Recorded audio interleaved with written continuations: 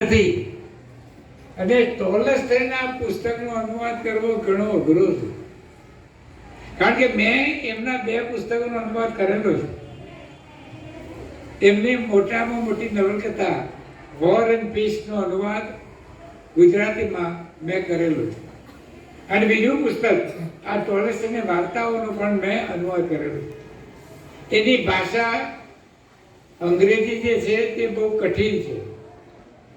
સામાન્ય ભાષા કરતાથી એ ભાષા સમજવી અને એનો અનુવાદ કરવો સામાન્ય માણસ માટે એ પહોંચી વળા જેવું છે જ નહીં. છતાં નાની દીકરીએ આનો અનુવાદ કર્યો અને એક સુંદર પુસ્તક સમાજ વચ્ચે મૂક્યું, અને મેં જોયા પછી મને ખૂબ જ આનંદ થયો. અને એને અભિનંદન આપું છું એવું નહીં, એના માતા પિતાને પણ અભિનંદન આપું છું કે આ સરસ મજાનું કાર્ય એમને કરી દીધું. આ પુસ્તકનું મૂલ્ય ખૂબ જ વધારે છે, સામાન્ય નથી, ખૂબ જ વધારે. કારણ કે એના જે વાર્તાઓનો અનુવાદ કર્યો એમાં બધા વિભાગો લીધા છે. ફક્ત પ્રેમ નહીં, સમૃદ્ધિ નહીં, શિક્ષણ પણ લીધું, બધું લીધું. અને બધા જ ભાગોનો અનુવાદ એમને સુંદર રીતે કર્યો. ભાષા પણ સરળ છે, સમજાય તેવી, અને એમાં પોતાના હૃદયની લાગણી અને ભાવનાઓ જોડાયેલી છે, જેથી પુસ્તક અત્યંત સુંદર બને છે. સામાન્ય માણસ વાંચે તો પણ સમજાય તેવું આ પુસ્તક જીવનના મૂલ્યોને પ્રગટ કરનારું છે.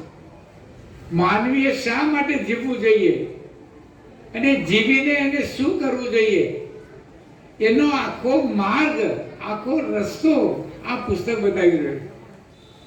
ફક્ત એક જ વિષય ઉપર આ પુસ્તક નથી લખાયું, એમાં માનવીના જીવનની આધ્યાત્મિક ભાષાઓ પણ છે. ટોલસ્ટોય સામાન્ય વ્યક્તિ ન હતો. એ જન્મથી ખૂબ પૈસાદાર હતો, પણ એને થયું કે આ પૈસાને કરવાનું શું, આ જમીનને કરવાની શું.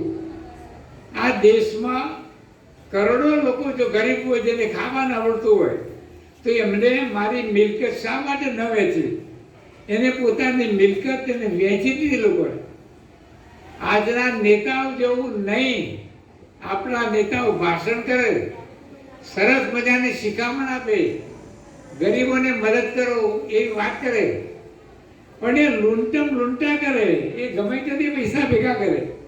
ત્યારે ટોલસ્ટોયે પોતે પોતાની પાસે રહેલી બધી મિલકત ગરીબોને વેચી દીધી, અને એમાં રહેલા જે ભાવો બધા જ તાન્યાએ રજૂ કર્યા પોતાના પુસ્તકમાં.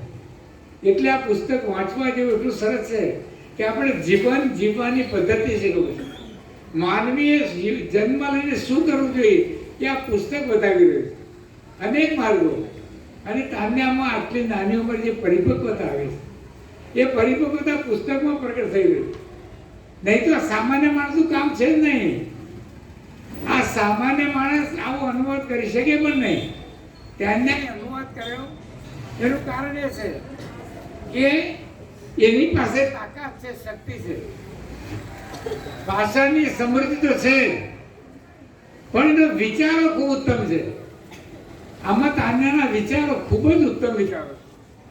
એ બધા પ્રકારનું એની પાસે ભારતીય વેદાંતનું, ભારતીય આધ્યાત્મિક વિચારોનું ધ્યાન પણ છે.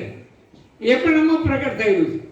એટલે સામાન્ય પુસ્તક છે નહીં, સરસ લખ્યું, અને તાન્યાનું ભવિષ્ય ખૂબ ઉજ્જવળ છે.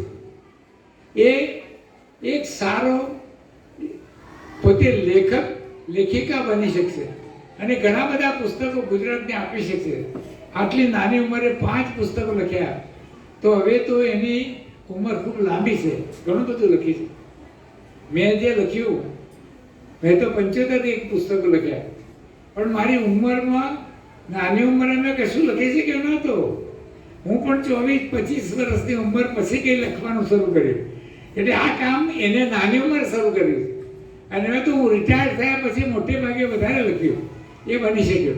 પણ આજે તાન્યાને વિશેષ કહેતો નથી, પણ ફરી એને આપણા બધા વતી પણ એને લાખ અભિનંદન આપું છું. એનું જીવન ખૂબ ભવ્ય બને, ખૂબ આગળ વધે, લખતા રહે, અનુવાદ કરતા રહે અને ગુજરાતી ભાષાને મોટી સેવા કરે એવી અભ્યર્થના સાથે હું વિનવું છું. સૌનો આભાર અને ધન્યવાદ.